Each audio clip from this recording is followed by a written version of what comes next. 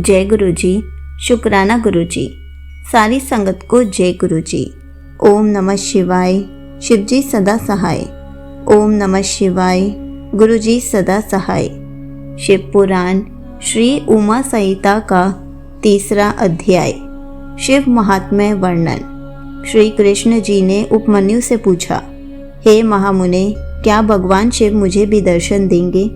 उनकी बात सुनकर उपमन्यु बोले, अवश्य ही भगवान शिव आपको दर्शन देंगे।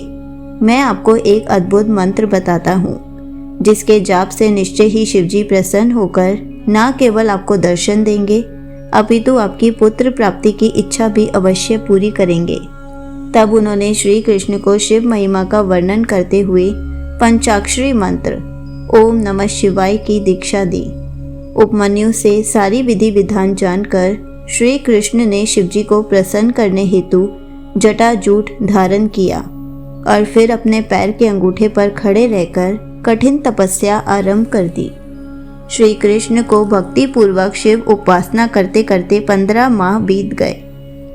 16वां महीना लगते ही सर्वेश्वर शिव ने प्रसन्न होकर श्री कृष्ण को श्री पार्वती जी सहित दर्शन दिए और बोले, हे कृष्ण, आप मेरे परम भक्त हैं। आपकी इस भक्तिपूर्ण आराधना से मैं बहुत प्रसन्न हूँ। मांगो, क्या मांगना चाहते हो?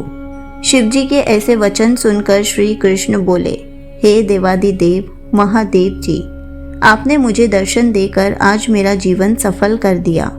भगवान, मैं आपसे चाहता हूँ कि मैं सदा धर्म के मार्ग पर चलूँ और संसार में यश प्राप्त करूँ। मेरा निवास आपके पास हो और आप में मेरी सदा दृढ़ भक्ति बनी रहे। मैं सदा युद्ध में विजयी रहूं। मैं शत्रुओं का नाश कर योगी जनों का प्यारा बनूं और मुझे 10 पराक्रमी पुत्रों की प्राप्ति हो। श्री कृष्ण के वचनों को सुनकर शिवजी ने प्रसन्नता पूर्वक उन्हें सभी वर प्रदान कर दिए। श्री पार्वती जी ने लोक कल्याण हेतु ब्राह्मणों की सेवा करने का वर प्रदान किया।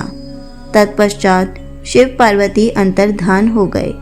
तब श्री कृष्ण भी प्रसन्नता पूर्वक उपमन्यु के पास पहुँचे और उन्हें अपने वरदान के बारे में बताकर वे अपनी नगरी द्वारिका को चले गए। श्री रामचंद्र जी ने भी भगवान शिव की आराधना कर उन्हें प्रसन्न किया और उनसे दिव्य अस्त्र प्राप्त किए। शिव जी के आशीर्वाद के फलस्वरूप उन्होंने लंका के विशाल समुद्र पर पुल बनाकर लंकेश्वर रावण को मारकर अपनी पत्नी सीता को मुक्त कराया। परशुराम ने शिवजी को प्रसन्न कर शिवजी से परशु नामक फरसा प्राप्त किया और उससे ही अपने पिता ऋषि जमदग्नि का वध करने वाले सहस्त्रार्जुन का वध किया। चाक्षुष नामक मनु पुत्र ने शाप भोगते हुए भी दंडक वन में शिवजी की तपस्या की, जिससे प्रसन्न होकर शिवजी ने उन्हें सांसारिक बंधनों से मुक्त कर गणेश जी का गण बना दिया। गर्ग मुनि की आराधना से प्रसन्न होकर 1000 पराक्रमी पुत्रों का आशीर्वाद प्रदान किया। शिवजी की कृपा से ही गालव नामक एक निर्धन ने अपनी तपस्या से शिवजी को प्रसन्न कर अपने पिता को पुनर्जीवित कर दिया।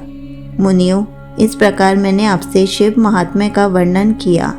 संगत जी, यहीं पर शिव पुराण श्री उमा संहिता का 3रा अध्याय समाप्त होता है। जय गुरु जी। शुक्राना गुरु जी।